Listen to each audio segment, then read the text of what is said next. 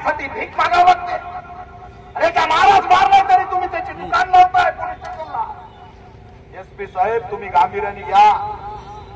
अरे भजन म्हणत आले तो तुम्हाला पोलीस संरक्षण करायची सुद्धा गरज नाही.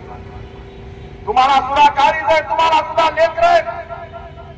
तिसरी शिकणाऱ्या आमच्या लेकीचा आवाज तुम्ही ऐकला पाहिजे. 8वीला एक मुलगी आहे आणि माणूस एवढा जबरदस्त होता. हे इथं सगळे मुस्लिम बांधव उभा आहे.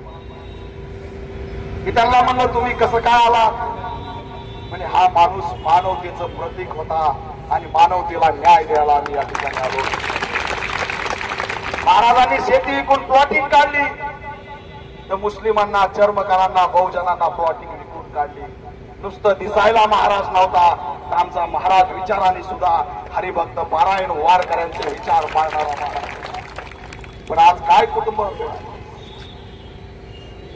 काय वेळ आणली आमच्यावर. झालाय त्याचा विजय माल्ल्या. कारण पोरग राहतोय रशिया. कुणी लावलं त्याला विदेशात पळून. तुमच्या 9 टीमला जर तो सापडत नाही तर गेला असेल विदेशात. विदेशातच गेला असेल. झाला विजय माल्ल्या. तो आता भेटतोय का नाही. ही परिस्थिती 6 दिवस झाला आरोपी अटक होत. आज वाटली पाहिजे. आज 6 दिवस झाला आरोपी अटक होत नाही. एक लक्षात घ्या, पोलिसांना मी आवाहन करतोय. होय, हरिभक्त पारायण महाराज इथं आलेत, मी त्यांचा आदर राखतो. पण तुमच्याकडून जर होत नसेल तर लेखी पत्र काढा. त्या हरामखोराला आम्ही धरून आणतोय, आव्हान इथून करतोय. आणि किती भयंकर छळ केलाय महाराजचा. पहिल्यांदा फोन केला, माझ्या मुलीला करमत नाही टीसीला. महाराज तिथं जायचंय, त्यांना परत पाठवायचे. दुसऱ्यांदा गेलो, परत पाठवलं. तिसऱ्यांदा तर त्यांना मारूनच टाकलं. इकडे म्हणे तू एकटा आहे, हे त्याला कॅबिन मध्ये घ्या रे. अरे काय मगरुरी, काय मस्ती, कशाचा माज, कोणत्या पक्षाचा माज. अरे लाज वाटली पाहिजे हरामखोरांना. एका महाराजाचा हत्याकांड घडवलं.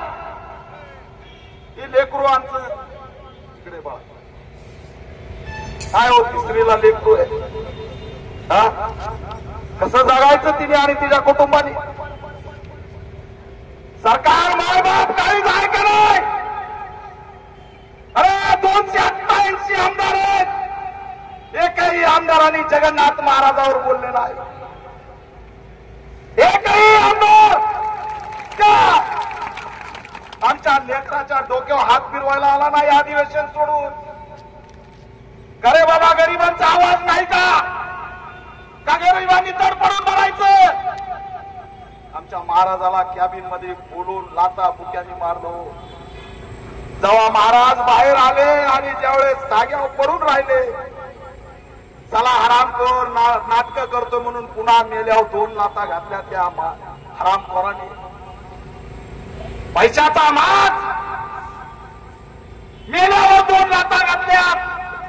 अरे चुकून जरी रस्त्यावर ऍक्सिडेंट झाला तर पडलेल्याला आपण दवाखान्यात नेऊ, पुढचं काय होतंय ते बघू म्हणतो. पण मेल्यावर सुद्धा याने 2 लाता मारल्या आणि लाता मारून कुठं गेला त्याचा शोध काढला पाहिजे. आम्हाला वाटतं मारून तो पोलीस स्टेशन कडे गेला, कारण लगेच त्याच्या संस्थेला कुठून पोलीस संरक्षण आलं हा प्रश्न इथं विचारायला आलोय. म्हणून पीआयचं निलंबन झालं पाहिजे.